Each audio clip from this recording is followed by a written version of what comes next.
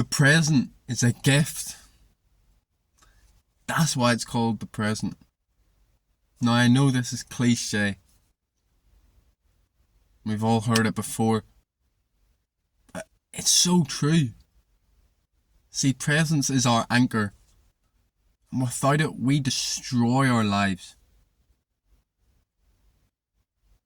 I believe this is why tragedies like suicide and mass killings and all this stuff happen. It's because we're stuck in this unconsciousness. We're stuck thinking thoughts are us. That voice in our head is us. These feelings, they're ours. They belong to us.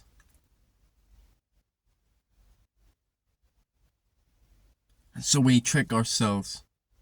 We listen to these stories and we walk right into the fucking bullshit. Right into the lies. And end up doing some horrible things.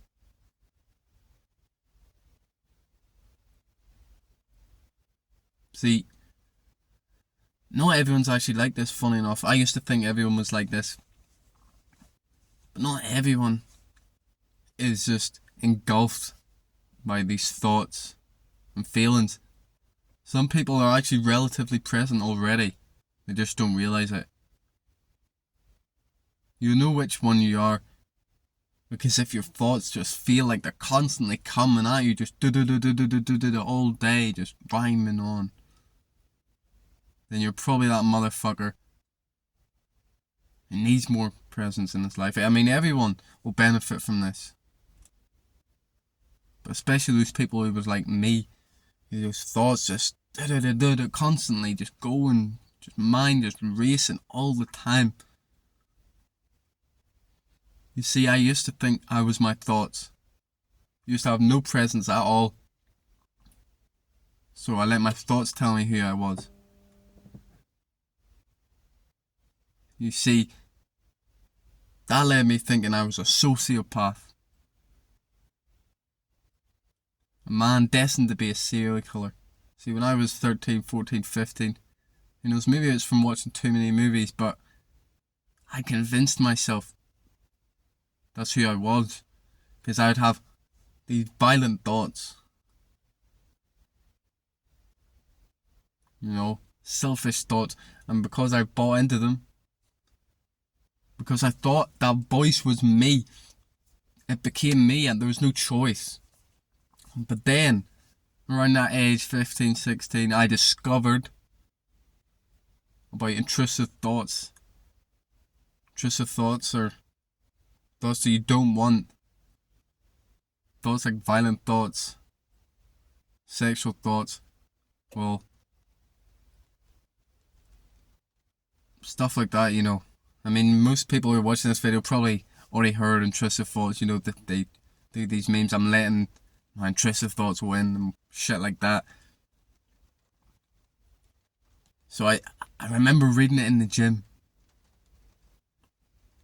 I was trying to figure out what the fuck was wrong with me. I came across it and I was holy shit. It doesn't have to be me.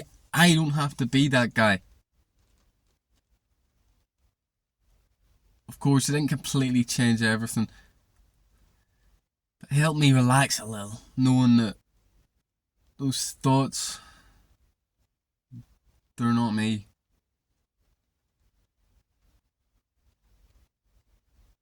Later, of course, I found out that all thoughts are like intrusive thoughts. They just come and go. We don't choose them, they just arise out of nowhere. Of course, we choose our reaction to them. And that's what makes a difference. That's what gives them power. So you're feeding this fire every fucking day. Every fucking time you're choosing these thoughts. In one of two ways. You're either feeding that fire and adding to it. Giving more of those thoughts. Putting more energy on that feeling.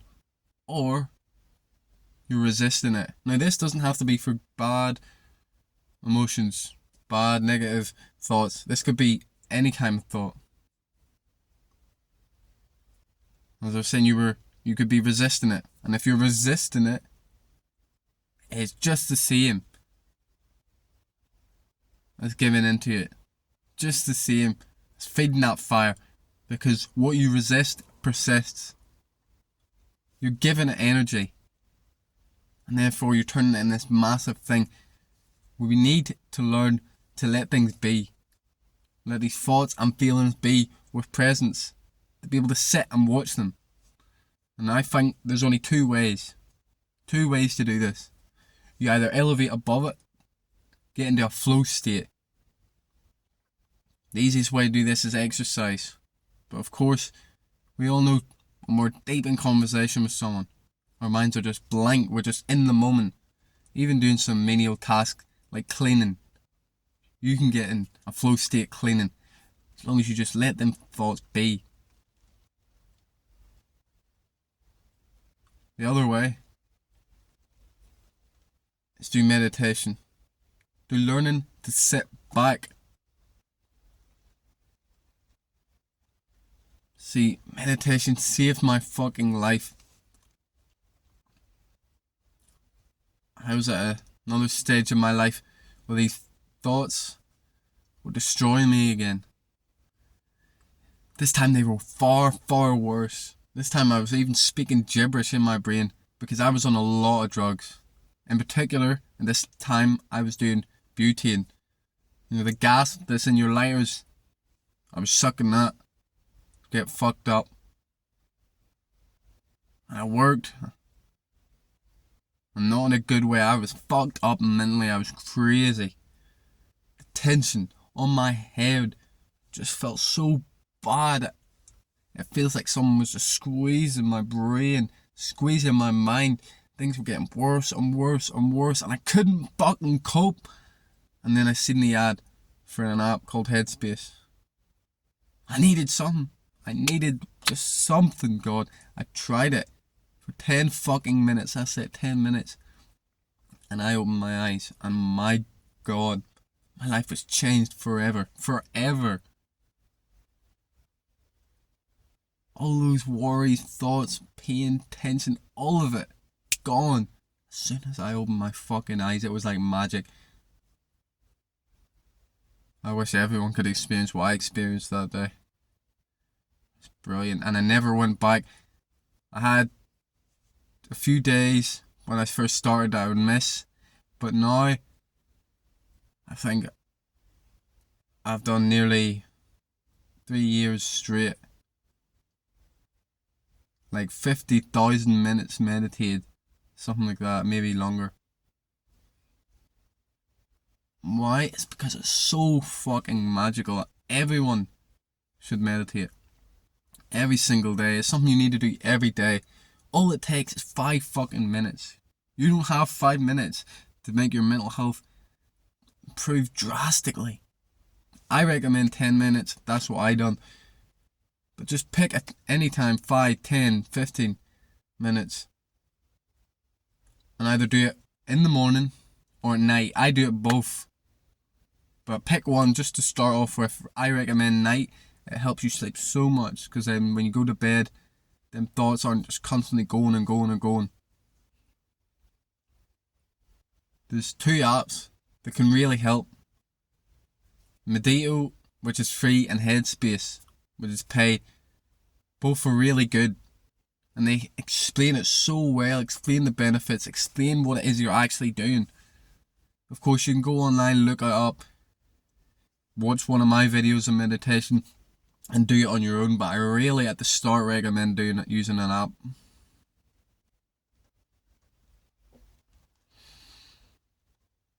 Now, although I described it as magic, it's not going to change your life all at once and you'll be all good. As I said, I've been doing it for years. Like 2.5, maybe 3 years. Probably closer to 2.5. My mind's still not perfect. It will never be perfect. See, enlightenment is not something you come to. It's not a destination. You're like, oh look, I'm here now. It's a state. that constantly comes and goes, just like any other state and emotion. It comes and goes. If you have done meditation, you will know that the mind inevitably gets distracted. Such as with life, it will always get distracted. Sure, you can minimize that with meditation, but it will always get distracted.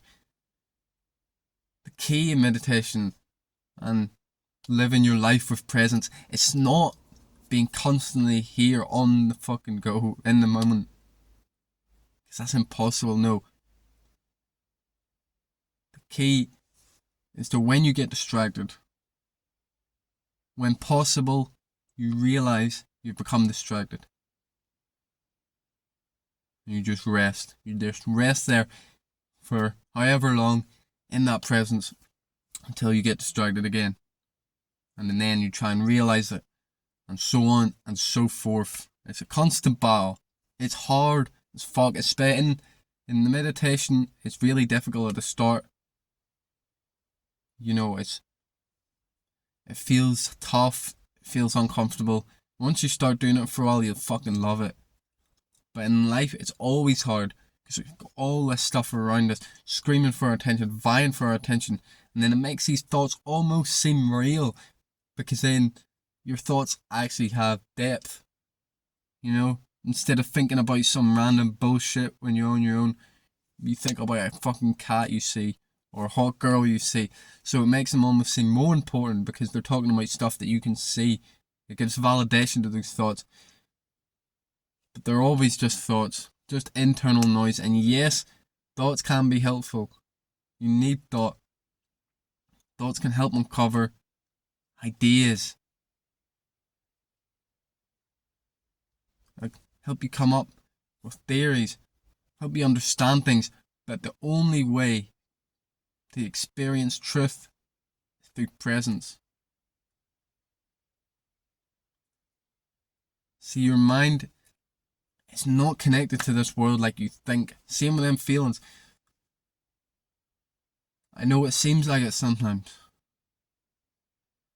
This happens, so I think like this. This happens, so I feel like this. But that's not really the way it works. We've just connected the two. The thoughts and the feelings always, they come from within. Never without. So you can feel good for no fucking reason. You can feel bad for no reason. You can feel great in the worst of times, and you can feel horrible in the most amazing.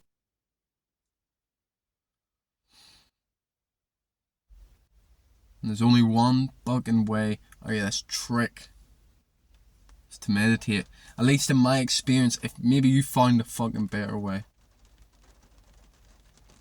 If so, great.